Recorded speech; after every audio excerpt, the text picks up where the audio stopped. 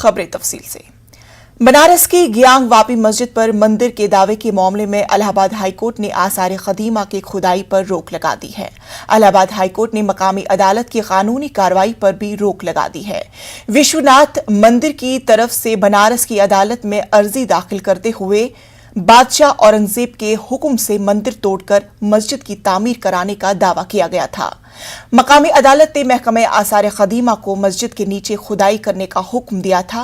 मकामी अदालत के फैसले के खिलाफ अंजुमन इंतजामिया मस्जिद ने हाईकोर्ट में अर्जी दाखिल की थी।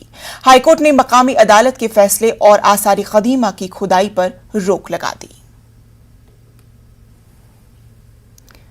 इस पूरे मामले पर हम बात करते हैं अपने नुमाइंदे मुश्ताक आमिर से। मुश्ताक आमिर, बताइए पूरी तफसीलात क्या है। इंशा, सबसे पहले मैं ये बता दूं कि बनारस की जो विश्वेश्वर नाथ मंदिर समिति है उसने सिविल जज के यहाँ एक एप्लीकेशन दी थी जिसमें यह कहा गया था कि बनारस की ज्ञानवापी मस्जिद मंदिर तोड़कर बनाई गई है और ये कहा गया था कि 1664 में बादशाह औरंगजेब के हुक्म से ये मंदिर तोड़ा गया था और उस पर मस्जिद बनाई गई थी और उसी की बाकियात मस्जिद की तामीर में शामिल की गई थी। तो सिविल जज ने उनकी इस एप्लीकेशन को कबूल कर लिया और ये हुक्म दिया कि महकमा आसार कदीमा यानी ASI इस पूरे मामले पर सर्वे करे और उसकी खुदाई करे कि आया क्या मस्जिद के नीचे किसी मंदिर के आसार मिलते हैं कि नहीं। एक तो ये, दूसरा, इस मामले में जज ने ये ऑर्डर भी पास किया था कि इस पूरे मामले पर यानी ASI जो है सर्वे कराए और खुदाई कराए और उसकी रिपोर्ट अदालत में दाखिल करे। जी मुश्ताक, ये बताइए कि टेक्नोलॉजी के ताल्लुक से क्या वाकई में इस बात का कोई सबूत मिला है कि मंदिर के नीचे मस्जिद होने की किसी चीज की कोई तस्दीक हुई है? देखिए, ASI को कोई ऑर्डर किया गया था कि वो सर्वे करे, लेकिन अभी तक ASI ने अपना सर्वे पूरा नहीं किया था और ना ही वो किसी नतीजे पर पहुंचे थे और ना ही उन्होंने किसी तरह की अभी कोई रिपोर्ट मकामी अदालत में पेश की थी। लेकिन इससे पहले जब ये मामला सिविल जज के यहाँ पहुंचा बनारस की अदालत में, तो इस फैसले के खिलाफ, सिविल जज के फैसले के खिलाफ सुन्नी सेंट्रल वक्फ बोर्ड और ज्ञानवापी मस्जिद इंतजामिया कमेटी ने इलाहाबाद हाई कोर्ट का रुख किया और उन्होंने इस फैसले को चैलेंज किया। इलाहाबाद हाई कोर्ट ने इस मामले में तवील समाअत की और गुज़िश्ता 31 अगस्त को अपना फैसला जो है रिजर्व कर लिया। आज उस फैसले पर उसका फैसला सुनाया गया। जस्टिस प्रकाश पाडिया की जो बेंच ने यह फैसला सुनाया कि वहां पर ASI किसी तरह का कोई सर्वे ना करे, यानी उस पर रोक लगा दी है। किसी तरह की वहां कोई खुदाई नहीं होगी, इस पर रोक लगा दी है। और इसमें सबसे बड़ी बात इंशा जो हुई है उसमें ये कि सिविल जज की जो प्रोसीडिंग है, जो मकामी अदालत की जो प्रोसीडिंग है, उस पर भी रोक लगा दी। तो अभी फिलहाल जो हाई कोर्ट ने जो रोक लगाई है वो खुदाई पर रोक लगाई है और सर्वे पर रोक लगाई है और मकामी अदालत की प्रोसीडिंग पर रोक लगा दी है। तो इस क्या मुश्ताक ये समझा जा सकता है कि आगे आने वाली कार्रवाई में अब फिलवक्त जो है वो रोक लग गई है, अब इसके आगे किसी भी तरह की कोई भी इसमें जो पेशरफ्त होनी है वो कुछ नहीं हो सकती है? देखिए, जब कोई अदालत का स्टे होता है तो वो टाइम बाउंड होता है। गर्ची अदालत ने अभी स्टे की तारीख नहीं बताई कि कब तक ये स्टे लगा रहेगा, लेकिन आने वाले दिनों में जब पूरा तफसीली जजमेंट सामने आ जाएगा तो उसमें ये बात मेंशन होगी कि स्टे कब तक का है। तो कोई भी स्टे जो होता है वो वक्ती तौर पर होता है। जाहिर है जब स्टे की मुद्दत खत्म हो जाएगी तो उसके बाद जो है फिर वो जो सिविल जज का या सिविल अदालत का क्या रुख होता है, फिर उसके बाद इलाहाबाद हाई कोर्ट का क्या रुख होता है। ये जो अभी जो रिलीफ मिली है ये वक्ती है सुन्नी सेंट्रल वक्फ बोर्ड को और ज्ञानवापी मस्जिद इंतजामिया को, लेकिन फिलहाल अभी जो मामला है वो उस पर रोक लग गई है आसार कदीमा के सर्वे पर, उसकी खुदाई पर और लोकल अदालत की प्रोसीडिंग पर।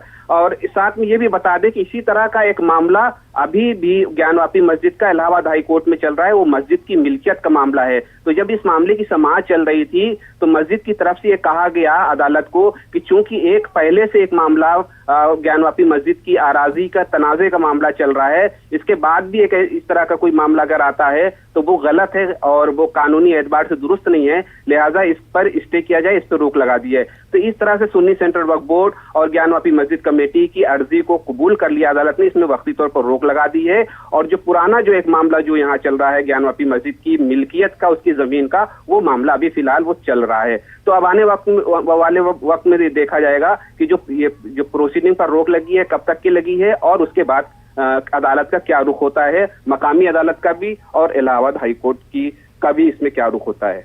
बिल्कुल मुश्ताक, अब आने वाले वक्त में ये पता चलेगा कि जिस तरह से अभी जो रोक लग गई है वो कब तक लगी हुई है या आगे आने वाले वक्त में किस तरह की कार्रवाई जो है अंजाम दी जाएगी। फिल वक्त के लिए इस पूरे मामले पर रोक लग गई है। तफसीलात के लिए बेहद शुक्रिया।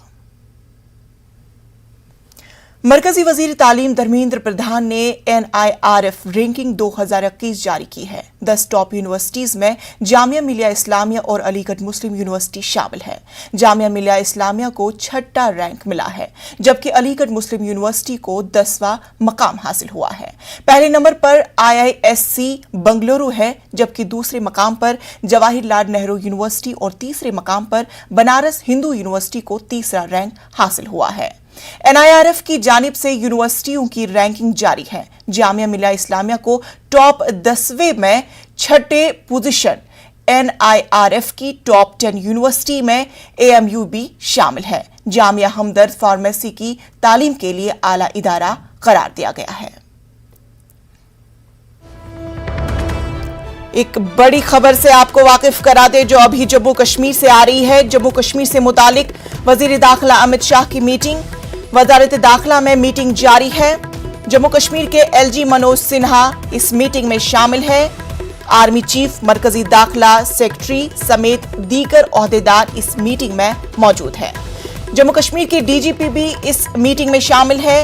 NSA अजीत डोभाल इस मीटिंग में मौजूद है। जम्मू कश्मीर की सलामती सूरत हाल पर तबादुले ख्याल होगा। तरक्याती मंसूबों पर भी बातचीत होगी। आपको इस वक्त की अहम खबर जम्मू कश्मीर के ताल्लुक से बता रहे हैं, जहां पर वजीर दाखिला अमित शाह की मीटिंग जारी है। जम्मू कश्मीर के LG मनोज सिन्हा भी इस मीटिंग में शामिल है। आर्मी चीफ, मरकजी दाखिला सेक्रेटरी समेत दीगर ओहदेदार भी इस मीटिंग में शामिल हैं।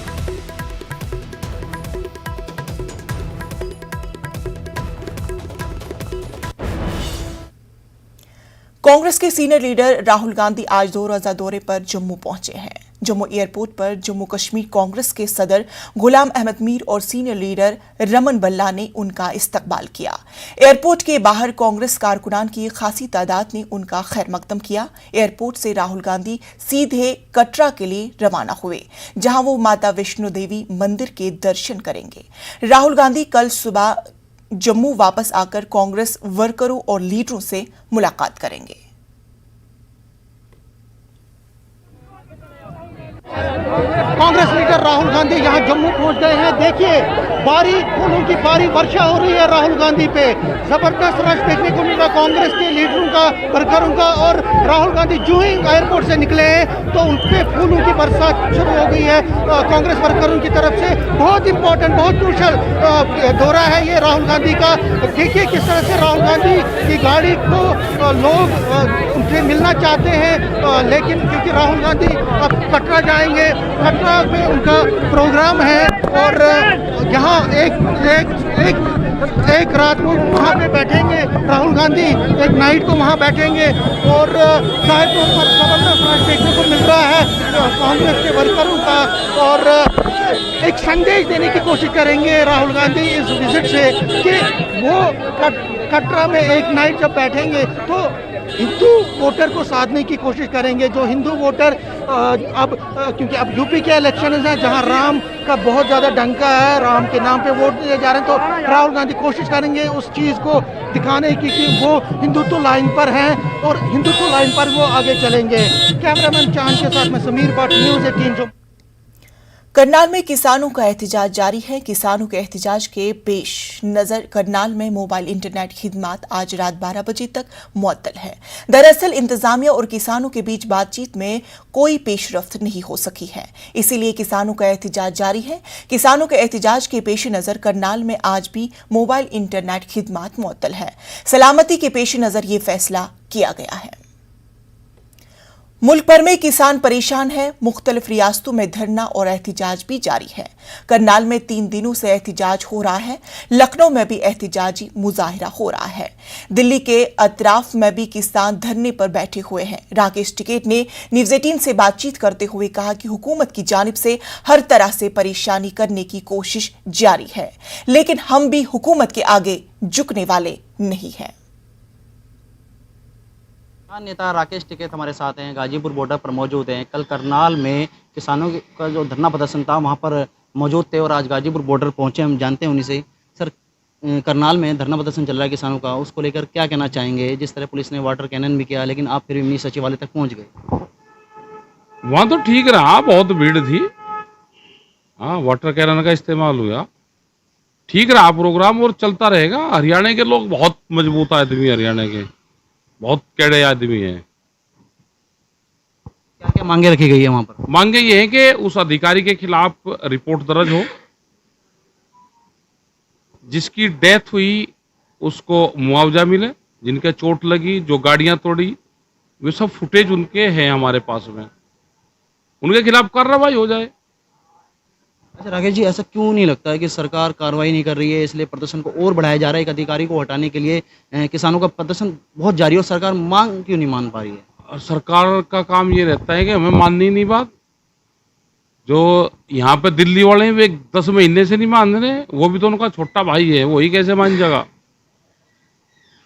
डायरेक्शन तो अंदर दिल्ली से जाती है, ब्रांचेज हैं वे एक किस्म से।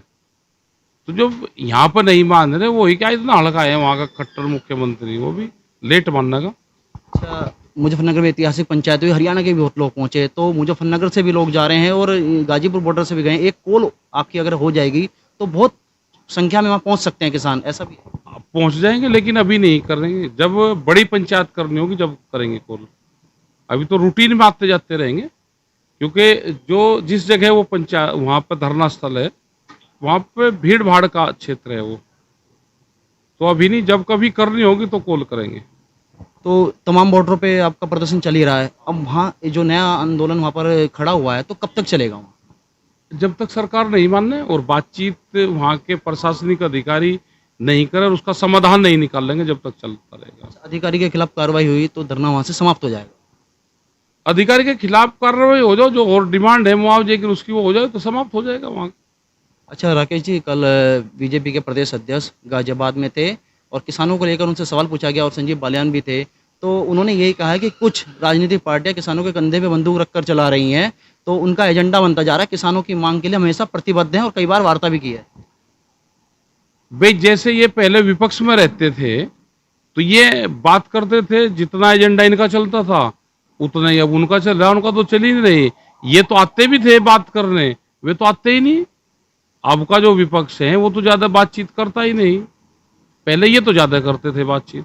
प्रधानमंत्री ने 2022 में आमदनी दुगनी करने की बात करी, तो उनकी बात करनी चाहिए उनको भी कि गांव में जाएं और ये बात करें कि आमदनी दुगनी होगी, तो बात करनी चाहिए, जाना चाहिए सब आदमी गाँव में। आखिरी सवाल, आपने जो नारे लगाए थे उस पर बयानबाजी बहुत हो रही है। क्या नारा लगाए थे? वही अल्लाह अकबर, बहुत बयानबाजी हो रही है, आप पर भी कॉल आ रही है। नारा अल्लाह अकबर, हर हर महादेव, ये भी तो लगा था।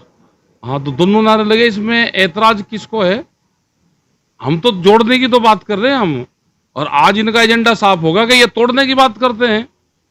संविधान में हमको राइट दिया गया है कि हर धर्मों का यहाँ पे सम्मान होगा हिंदुस्तान में।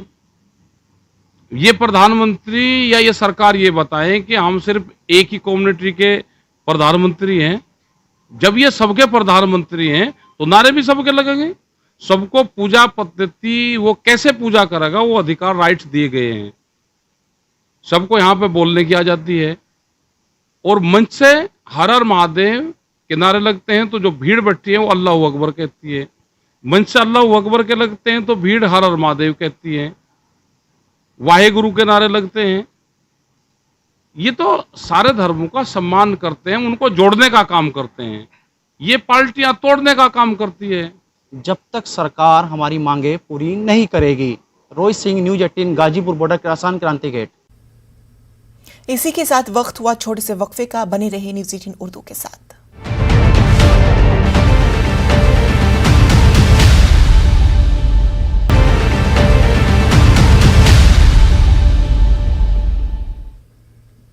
ब्रेक के बाद इस्तकबाल।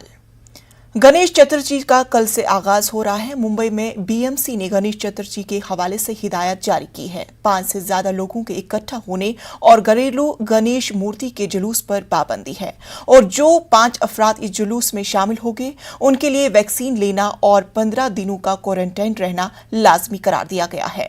लोगों को कोरोना से तमाम हिदायत पर अमल आरवी करना लाजमी है। छोटे बच्चे और बूढ़े उन जुलूसों में शामिल नहीं हो सकेंगे। पुलिस और बीएमसी के कवानीन पर अमल करना होगा और कवानीन के खिलाफ वर्जी की सूरत में कानूनी कार्रवाई की जाएगी। गणेश उत्सव को लेकर के बीएमसी की तरफ से कठोर गाइडलाइंस जारी किए गए हैं। बीएमसी ने पंडाल के तमाम लोगों को, पदाधिकारी को इंस्ट्रक्शन दे दिया है कि उनके पंडाल में जो मूर्ति स्थापित होगी उसकी हाइट 4 फुट होगी और साथ ही अगर घरों में जो मूर्ति स्थापित की जाएगी उनकी हाइट जो है वो 2 फुट की होगी। यानी कुल मिलाकर के देखा जाए कि कोरोना की जिस तरह से बीमारी बड़ी तेजी से बढ़ रही है तो उस पर रोक लगाया जाए और तीसरी लहर को जो है बहुत तेजी से फैलने ना दिया जाए। इन सारी चीज़ों को देखते हुए ये इंस्ट्रक्शन जो है बीएमसी की तरफ से जारी किए गए हैं। बीएमसी ने खास तौर पर यह भी कहा है कि जो पंडालों में लोग आते हैं दर्शन के लिए, जहां भीड़ इकट्ठा होती है, ऐसे पंडालों में कोई भी व्यक्ति इकट्ठा ना हो, भीड़ वहां पर ना हो और बप्पा के दर्शन के लिए जो है ऑनलाइन की जो सुविधा होती है वो पंडालों की तरफ से जरूर की जाए। हम अगर एक बार कोरोना के आंकड़ों पर ध्यान दें तो कल हमने देखा कि महाराष्ट्र में एक दिन में 4000 से ज़्यादा मरीज मिले हैं और 65 लोगों की मौत हुई है। वहीं मुंबई की बात की जाए तो मुंबई में 532 जो है मरीज मिले हैं और 4 लोगों की मौतें हुई है। यानी कुल मिलाकर देखा जाए कि तीसरी लहर पर रोक लगाने के लिए और गणेश उत्सव में बहुत ज़्यादा भीड़ इकट्ठा। अब बात करते हैं मुंबई की, जहां कदीम तरीन अदालत यानी किंग ऑफ मुंबई का पहला मंजर आज जारी किया गया है। इस मौके पर बीएमसी के जारी करदा कवायद के मुताबिक पंडाल में सिर्फ सहाफ़ी और मंडल के कुछ लोग मौजूद थे। ऑनलाइन की सहूलियात हैं। इस बार बप्पा के अकीदत मंदों और मुंबई के बादशाह के दरबार में क्या खास बातचीत है, आइए जानते हैं हमारे नुमाइंदे प्रशांत पांडे से। मुंबई में अलग ही धूम होता है। इस वक्त हम मुंबई के राजा के दरबार में, सबसे पहले हम बप्पा के दर्शन आपको कराते हैं। आप देखें जिस तरह से बीएमसी के नियम को जारी किया गया था कि इस बार पंडाल में जो मूर्ति होगी वो 4 फुट की होगी। मुंबई के राजा का जो दूसरा नाम है जिससे वो फेमस है 22 फुट वाले बाबा की, यानी 22 फुट की मूर्ति हमेशा यहाँ पर स्थापित की जाती थी। लेकिन इस बार बीएमसी ने जो नियम दिए हैं उसे ध्यान में रखते हुए उसे पाला गया है और यहाँ पर 4 फुट की मूर्ति स्थापित की गई है। इस मंडल के जो प्रेसिडेंट हमारे साथ है किरण तावड़े, उनसे बात करते हैं। किरण जी, क्या कुछ सुविधाएं इस बार होंगी? क्योंकि हमने देखा है कि मुंबई के राजा के दरबार में हर साल लाखों की संख्या में भक्त आते थे, लेकिन जो अब नियम इस बार लागू किया गया उसे ध्यान में देखते हुए पंडाल ने क्या कुछ फैसला लिया? लालबाग सार्वजनिक उत्सव मंडल गणेश गली मुंबई का राजा इस साल 94 गणपति मना रहे हैं। मनाते वक्त सरकार ने जो कोरोना के इसमें जो सोशल डिस्टेंसिंग और जो नियमावली दिए, जो दर्शन के लिए जो बाहर के जो भाविक थे, गणेश भक्त थे, उनके लिए उसके हिसाब से अपन सादे और सब कम प्रमाण पे सब उत्सव। दुनिया बदल रही है। बदलती दुनिया के साथ कदम से कदम मिलाकर चलना वक्त का तकाजा है। माहौलियाती तब्दीली और फजाई आलूदगी के सबब अब क्लीन और ग्रीन तवानाई की जानिब दुनिया तेजी से मुतवज्जा हो रही है। ट्रांसपोर्टेशन और आमदरफ्त के वसाइल के लिए इलेक्ट्रिक गाड़ियों के इस्तेमाल पर पहले से कहीं ज्यादा जोर दिया जा रहा है, लेकिन आमदरफ्त के नए वसाइल के लिए बुनियादी इंफ्रास्ट्रक्चर तैयार करना एक अहम कदम है। आज वर्ल्ड इलेक्ट्रिक व्हीकल डे के मौके पर रिलायंस बीपी ने ब्लू स्मार्ट के साथ पार्टनरशिप का ऐलान किया है, जिसके तहत कौमी सतह पर इलेक्ट्रिक व्हीकल चार्ज करने के लिए चार्जिंग स्टेशन कायम किए जाएंगे। पार्टनरशिप के तहत दोनों कंपनियां चार्जिंग स्टेशन के कयाम के लिए मंसूबाबंदी, तरक्की और ऑपरेशन पर खास तवज्जो देगी।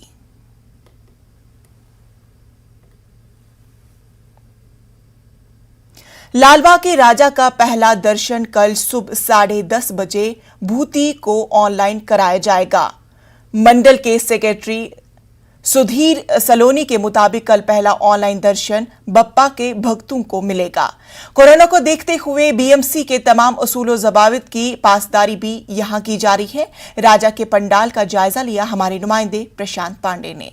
वक्त हम लालबाग के राजा के दरबार में हैं और यहाँ की पहचान अलग ही है। हर साल धूम यहाँ से मचती थी, मौज मस्ती होती थी, जल्लोष होता था, बहुत नज़ारे होते थे देखने के लिए। लेकिन इस बार यहाँ पर कुछ नज़ारे ऐसे हैं जो तस्वीरें बताने के लिए काफ़ी। अगर आप देखें तो जो पंडाल है उसे पूरी तरह से सजाया गया है, बप्पा की मूर्ति जो है स्थापित की गई है। लेकिन जिस तरह से जोश आगमन का पहला होता था, अभी उसमें काफ़ी फ़र्क देखने को मिल रहा है। इस वक्त हमारे साथ सुधीर सालवी जी हैं, इनसे बात करते हैं। सुधीर जी, जो नियम बीएमसी की तरफ से लागू किए गए हैं और भक्तगण ऐसे हैं कि लालबाग के राजा के दर्शन के लिए आएंगे, तो किन चीज़ों को ध्यान में रखते हुए क्या कुछ तैयारियां की गई? अभी महाराष्ट्र गवर्नमेंट का जो नया रूल्स रेगुलेशन के हिसाब से कल ही जो एक नया सर्कुलर आया है, वो हिसाब से सब ऑनलाइन दर्शन के लिए उन्होंने बोला है। तो हम लोग ने ऑनलाइन दर्शन के लिए लालबाग का राजा का जो प्लेटफॉर्म है ऑनलाइन का, उसके ऊपर बहुत सारे प्लेटफॉर्म्स हमारे रेडी है। तो ये साल में कोरोना के पार्श्वभूमि पर ऑनलाइन दर्शन देने की हम लोगों ने पूरी तैयारी की है। भक्तों में एक उत्सुकता है जानने की कि किस तरह की इस बार बप्पा की मूर्ति होगी। कई लोग आपसे भी पूछे होंगे, ये भी जानने की कोशिश की होगी कि मूर्ति किस तरह की बनेगी या किस तरह की बनाई गई है, किस तरह की स्थापित की गई। पहले की जो मूर्ति थी उसकी खासियत आपसे जानना चाहेंगे और इस बार की जो मूर्ति है उसमें क्या फ़र्क है? नहीं, तो राजा की तरह आएगा। आप कल देख सकते हैं कि कल सुबह 10:30 बजे लालबाग का राजा का प्रतिष्ठापना है। के बाद 11 बजे तक दर्शन के लिए ऑनलाइन खुलेगी मूर्ति। तो राजा की तरह आएगा, इतना ही मैं बताता हूँ आपको। सुरक्षा के तौर पर चीज़ें क्या क्या सुरक्षा के तौर पर की गई है? मुंबई पुलिस की तरफ से क्या कुछ व्यवस्थाएं यहाँ पर लगाई गई हैं? मुंबई पुलिस एवं मुंबई महानगर पालिका के अधिकारी, बहुत सारी मीटिंग्स हमारी हुई है और सुरक्षा व्यवस्था उन लोग की पूरी यहाँ है। CCTV कैमरे सब जगह पे लगाए हैं। उसके बावजूद DFMD है, HHMD है और सुरक्षा की व्यवस्था काफ़ी इंतज़ाम किया है। और ये कोरोना एक राष्ट्रीय आपत्ति है, इसलिए हम लोग सब मिलके ये उत्सव ये साल का मनाएंगे। एक आखिरी सवाल, कोरोना की तीसरी लहर जो है उसकी उम्मीद जताई जा रही है और उसी को ध्यान में रखते हुए BMC की तरफ से कुछ नियम जो लागू किए गए हैं। लेकिन भक्त ऐसे हैं कि बप्पा के दरबार में अपने आप खींचे चले आते हैं। क्या कुछ उनसे आप गुजारिश करना चाहेंगे, क्या संदेश देना चाहेंगे? क्योंकि कोरोना महामारी आप देख ही रहे हैं कि किस तरह से फैल रहा है। नहीं, ये कोरोना की महामारी की वजह से ही ये सब स्टेट गवर्नमेंट ने या मुंबई महानगर पालिका ने नियम किए। अगर भक्त आते हैं तो हम लोग भी उनको रिक्वेस्ट करेंगे कि ऑनलाइन आप ये साल में दर्शन लीजिए। अगले साल तो जोर शोर में लालबाग के राजा तो आएंगे। ये साल में आए हैं, मगर कोरोना के पार्श्वभूमि में और आपका स्वास्थ्य अच्छा रखिए, आपके परिवार का स्वास्थ्य अच्छा रखिए, इसलिए सब कोशिश कर रहे हैं। हम लोग भी कोशिश करेंगे। वो शुक्रिया हमसे बात करने के लिए। आप अगर देखें तो तस्वीरें मैं एक बार फिर से दिखाऊंगा कि अभी भी यहाँ पर जो है पंडाल तैयार कर लिया गया है, बप्पा को स्थापित कर दिया गया है। जिस तरह से सुधीर जी ने बताया कि राजा का स्थापना यहाँ पर कर दिया गया है और कल सवेरे 7 बजे ऑनलाइन की व्यवस्था के जरिए भक्तों को राजा के दर्शन मिलेंगे। कैमरामैन संतोष दिसले के साथ प्रशांत पांडे, न्यूज़ 18 मुंबई। कोरोना वबा के दौरान बाहमी इमदाद व इन्हिसार का जज्बा मुस्तहकम हुआ है। मुल्क इस वबा से मुत्तहिद होकर मुकाबला कर रहा है। टीकाकारी के ऐलान के बाद हम बेहतर ताउन करें जिससे हम कोरोना को मात देने की जानिब कदम बढ़ा सके। नेटवर्क 18 इस मुहिम में हर कदम आपके साथ रहेगा। जब तक सभी महफूज नहीं तब तक कोई महफूज नहीं होगा। इसी सोच की बुनियाद पर हमारी मुहिम संजीवनी का मकसद ये यकीनी बनाना है कि वैक्सीन पाना सभी हिंदुस्तानियों का हक है।